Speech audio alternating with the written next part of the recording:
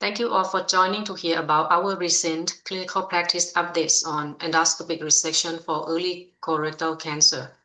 My name is Saowanee Ngamruengphong, and I'm here with Dr. Mohamed Othman. Dr. Othman, for practicing gastroenterologist, could you share what endoscopic features indicate a malignant polyp, and how would that impact your decision-making during the colonoscopy? Thanks, Dr. Ngamruengphong. Actually, when we talk about early colorectal cancer, what we sometimes call malignant polyp or T1 cancer, we are referring to lesions that's invaded the submucosa but has not reached the muscularis propria yet. And we emphasize the importance of detailed optical assessment in this situation.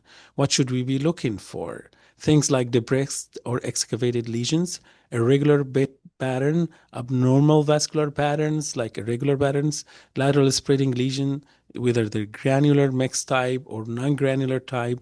All of these are characteristics that often link to higher risk of invasive cancer.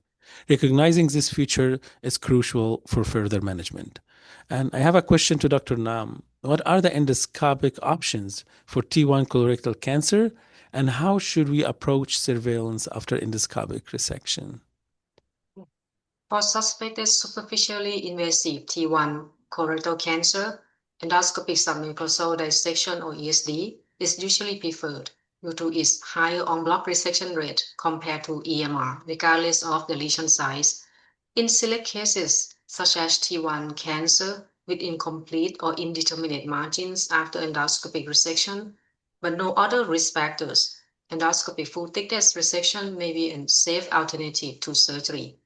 For surveillance after endoscopic resection, it depends on whether the procedure was curative, the risk of lymph node metastasis, and patient-specific factors. For example, after curative resection of low-risk T1 cancer, the recurrent risk is very low, and NCCN guidelines recommend a surveillance colonoscopy at 1 year for colon cancer and more frequent follow-up for rectal cancer.